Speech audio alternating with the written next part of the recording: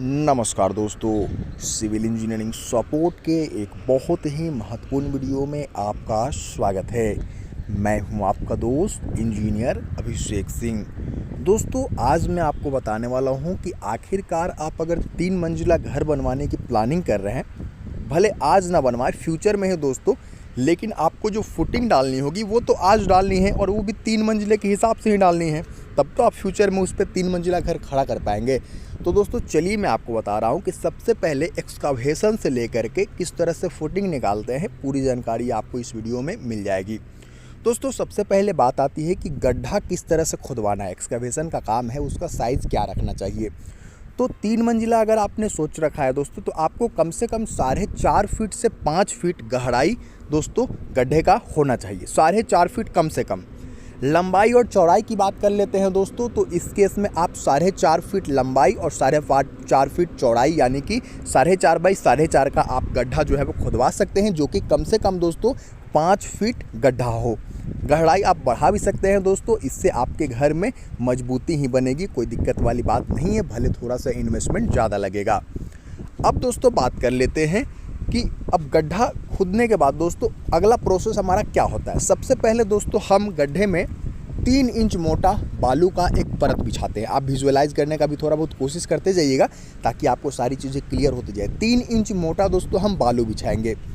3 inch बालू बिछाने के बाद में क्या करना होता है दोस्तों कि एक 3 इंच मोटा सोलिंग यानी कि एक ईंट की जो मोटाई होती है, एक ईंट दोस्तों आपको सोलिंग करवाना है। ठीक है, वो 3 इंच अपने आप मोटा हो जाएगा। सोलिंग करवाने के बाद में अगला काम क्या करना होता है दोस्तों कि उसके ऊपर पीसीसी करवाना होता है।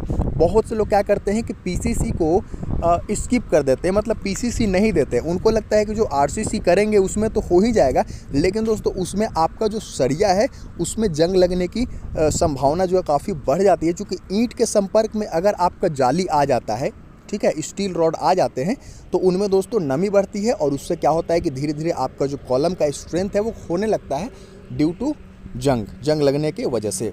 अब दोस्तों बात कर लेते हैं कि आपको पीसीसी करवानी है। पीसीसी लगभग आप दोस्तों 4 इंच का पीसीसी आप करवाएंगे। उसके बाद हमारा अगला स्टेप होना चाहिए दोस्तों कवर ब्लॉक प्रोवाइड करना। पीसीसी करवाने के बावजूद भी दोस्तों आपको कवर ब्लॉक प्रोवाइड करना है और वो कवर ब्लॉक 40 mm का कम से कम आप दे सकते हैं। बहुत सी जगह 50 mm भी दिया जाता है, लेकिन आप 40 mm भी कवर देंगे तो वो काम आपका चल जाएगा।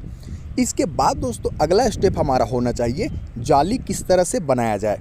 तो जाली बनाने के लिए मैं आपको बता रहा हूं दोस्तों कि आप जो है वो 10 mm और 12 mm का सरिया का इस्तेमाल कर सकते हैं। कम से कम आप 10 mm का सरिया इस्तेमाल कर सकते हैं दोस्तों, और आप चाहें तो नीचे का जो मेन बार होगा उसको 12 mm का करवा दीजिए और ऊपर का जो सरिया रहेगा दोस्तों, एक लाइन जो जाली में देखे होंगे आप क्रॉस बनता है, ठीक है, तो ऊपर वाला जो रहेगा वो 10 mm का आप दिलवा सकते हैं।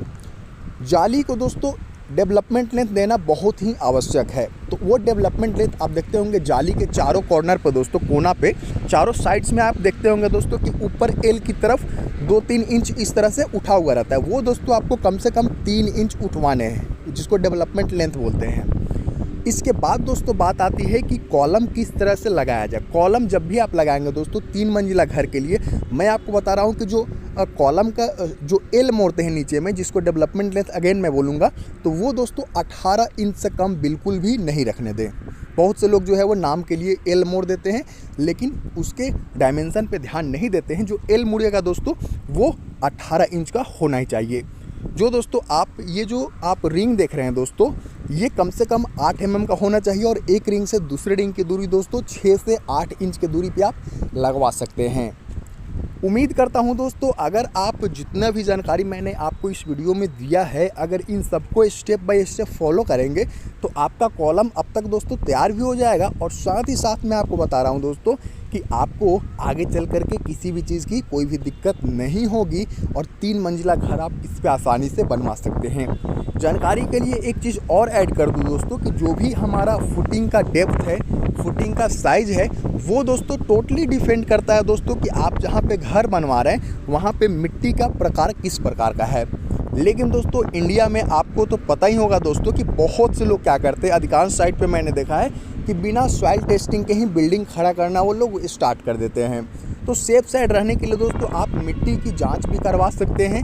अगर आपकी मिट्टी की क्वालिटी सही रही दोस्तों तो आपको ज़्यादा पैसे खर्च करने की आवश्यकता नहीं होगी और आपका कम ही गहराई में या फिर कम ही फुटिंग साइज में दोस्तों आपका काम चल जाएगा। लेकिन दोस्तों अगर आपका मिट्टी का प्रकार सही नहीं रहेगा दोस्तों तो उस केस में आपको कोई एक्स्ट्रा खर्चा करना होगा। लेकिन एक चीज़ सही होगा दोस्तों कि आपका बिल्डिंग बिल्कुल फ्यूचर सिक्योर हो जाए। कहने का मतलब है दोस्तों कि अगर आप मिट्टी का जांच नहीं करवाते हैं फिर तो आपको थंब रूल मानना ही होगा। लेकिन अगर आप मिट्टी का जांच करवा लेते हैं दोस्तों तो आपके मिट्टी के अनुसार ही आपकी फुटिंग डाली जाएगी और उसी के अनुसार आपका बिल्डिंग खड़ा किया जाएगा।